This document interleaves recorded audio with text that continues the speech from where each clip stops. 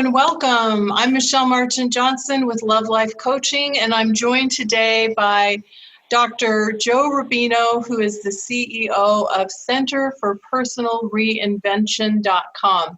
Welcome, Joe. Thank you, Michelle. Great to be with you. So happy to have you here, and I'm so happy to be featuring you on the upcoming event. And I just would like to ask you a couple of questions today, just for people to get a little flavor of you and your work.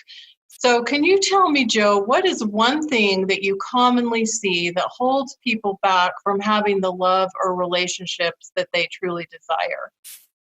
Well, clarity on the main thing is clarity on who they are and who they want to attract.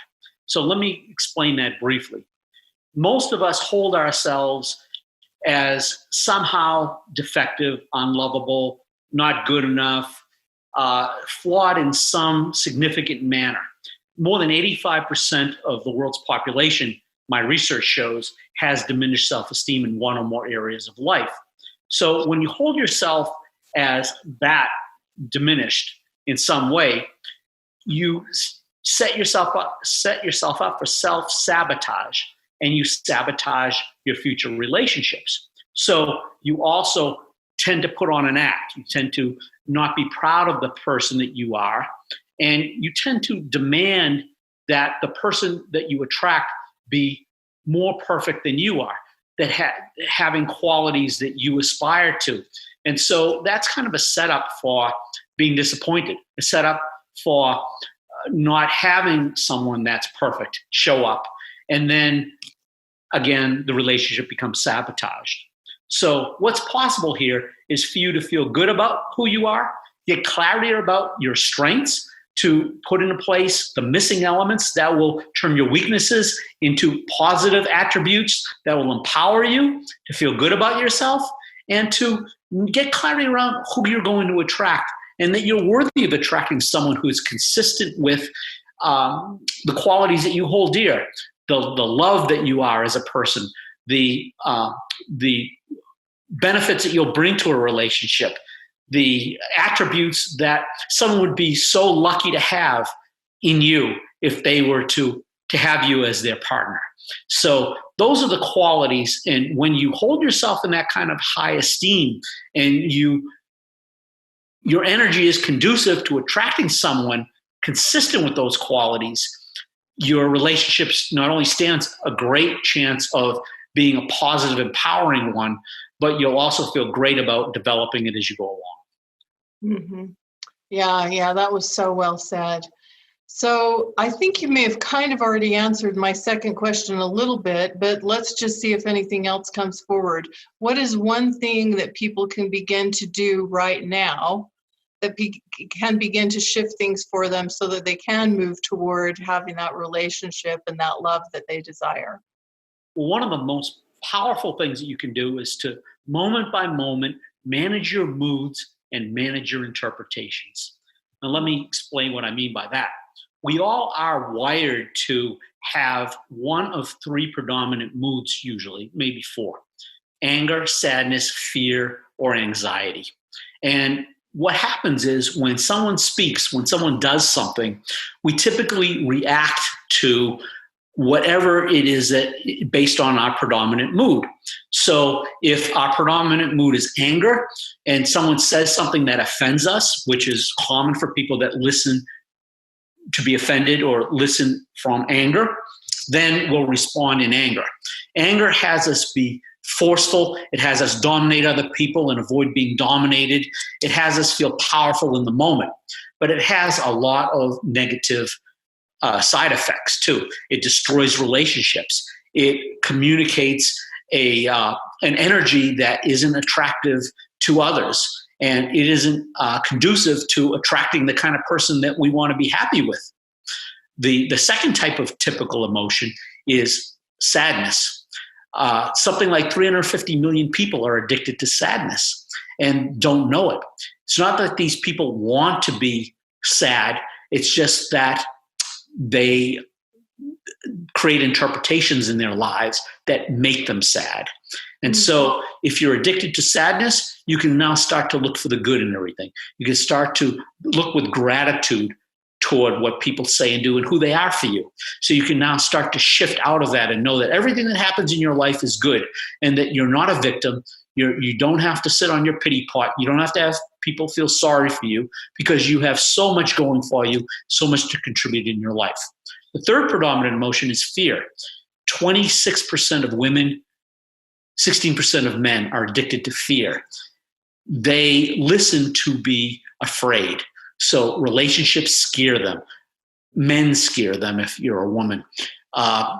Being not having enough, being out of a job, being hurt, being abused. There's so many things that are possible things to be afraid of. And so when you are aware of these emotional addictions, you won't react in such a way that you create interpretations that make you angry, sad, afraid, or anxious. But you will instead stop yourself. You'll give up your right to be offended. You'll give up your right to be sad. You'll give up your right to be afraid. You'll give up your right to be anxious in the moment.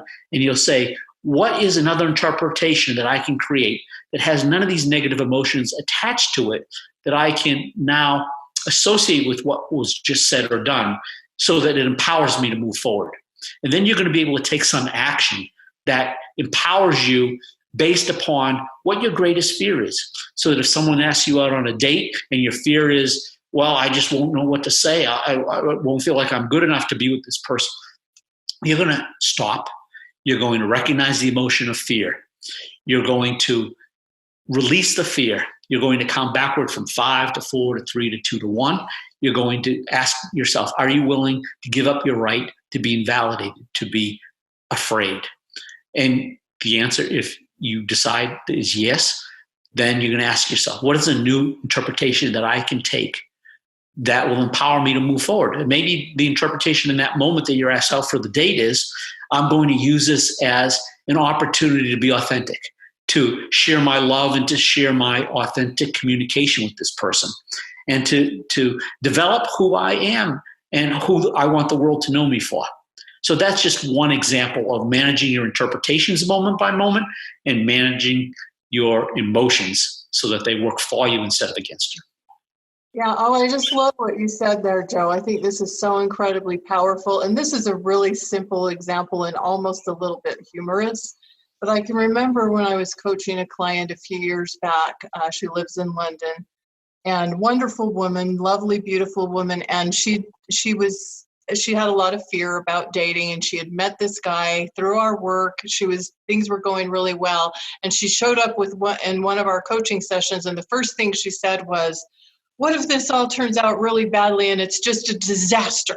That was the first thing she said to me. And I just said, what if things turn out better than you could have ever imagined and he ends up being the man of your dreams? Well, guess what? That's exactly what happened. And this sounds like a really simple thing to say that, but she was able to shift into that just in that brief moment. And that allowed her to continue to move through that fear so that she didn't bail out because she was so scared. She was thinking about bailing out, and get to know this man better and eventually develop this wonderful relationship. They ended up getting married. They're happily married today. And so what you're talking about is just so incredibly powerful. Yeah, you can imagine if she went into that relationship based on that expectation of it being a disaster, she'd find a way to sabotage it.